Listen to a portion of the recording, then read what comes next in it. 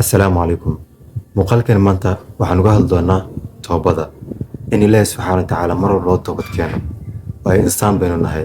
Insaankana macnihiisu waa kii ilowshaha badnaa.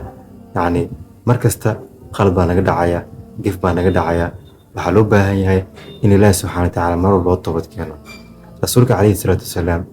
wuxuu ku tilmaamay insaanka ama yacni bini'aadamka wuxuu ku tilmaamay siduu qof biyo ku dhex jiro yacni ama bad ku dhex jiro. haddii maanta qofka dabaalanaya haddii mar qoro uu ka soo baxo badda yacni waxaa qasab ah in gumadihiisa ama geesihiisa yacni aan laga weynin qoyaan yacni ka'annama sidaas oo kalentana yacni qof adduunyo joogana wuxuu la mid yahay yacni inaan dembi lagu waaninin waayo nabiga calayhi salaatu wasalaam wuxuu ahaa mid mar walba ilaahay subxaana tacaala u toobad keena yacni istikfaar ama dembi dhaaf yacni ka dalbada Caaisha waxay leedahay nabiga yacni wuxuu ahaa habeenkii yacni mid habeenkii salaatuleylka yacni u istaaga oo tukada ilaa yacni heer oo maxay yiraahdaa gumadihiisa yacni ay bararaan markaas waxaan dhihi jiray tiri nabi allo adoo og in dembigaagii hore iyo kiis dambe yacni lagu dambi dhaafay yacni maxaa sidaas ugu gelaysaa markaas wuxuu dhihi jiray afala akuuna cabdan shakuuran yacni miyaanan ahayn addoon yacni ilaahay yacni ku shukrinaya yacni oo nicmada intaas leeg yacni ugu mahadinaya oo ugu shukrinaya sidoo kale nabiga calayhi salaatu wasalaam wuxuu yiri kulli bini aadam qadaa'u wa khayru qadaa'uuna tawaabuun yacni bini aadam kasta dembi ama gaf yacni wuu ka dhacayaa balse waxaa u khayr badan oo wanaagsan yacni midka ilaahay subxaana tacaala uu kaga toobad keena yacni midka mar walba ilaahay subxaana tacaala u soo laabta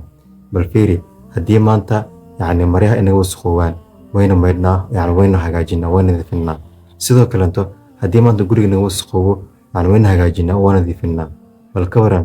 ruuxdaada oo wasakhowday ama qalbigaaga oo wasakhooway haddii ilaahay subxaana tacaala yacni kaga toobad keento ilaahay subxaana tacaala wuu ku hagaajinaya yacni ilaahay subxaana tacaala wuu ku daahirinaya adigoo muslim ah ayaad kaa noqon kartaa ilaahay subxaana tacaala haddaad u soo laabato ilaahay subxaana tacaala wuu ku aqbalaya yacni toobadaasi oo yacni wuu kaa dambi dhaafaya sidoo kalento dembi ay kaa dhici karaa waa zinaysan kartaa ilaahay subxaana tacaala haddaad u toobad keento alle subxaana tacaala midka yacni wax aqbala yacni wuu kugu farxaya nabiga calayhi salaatu wasalaam wuxuu yiri ilaahay subxaana tacaala wuxuu aad ugu farxayaa midka yacni addoonka mar walba ilaahiis u soo laabto oo u toobad keena yacni gaf kasta oo ka dhaca ilaahay subxaana tacaala u toobad keena ilaahay subxaana tacaala wuu ku farxayaa bal fiiri maanta adigoo maxaa yirahdaa gaadiid leh ama yacni gaari lahaw ama yacni maal aad lahayd haddii maanta uu kaa dhumo yacni haddaad hesho yacni aad ugu farxi lahayd haddii maanta $100 oo maxaa yirahdaa shilmaad yar oo maxaa yirahdaa xaashi ka samaysan haddii maanta ay kaa dhunto oo yacni mar qor haddaad maqasho xoolahayga waa lagu helay ama yacni waad heshay yacni aad ugu farxi lahayd bal ka waran ilaahay ku intay oo maxaa yirahdaa haddii maanta dembi uu kaa dhacay oo ilaahay subxaana tacaala u laabato yacni qalbigaas siduu noqon lahay ilaahay subxaana tacaala wuuna kugu farxi lahay assalaamu calaykum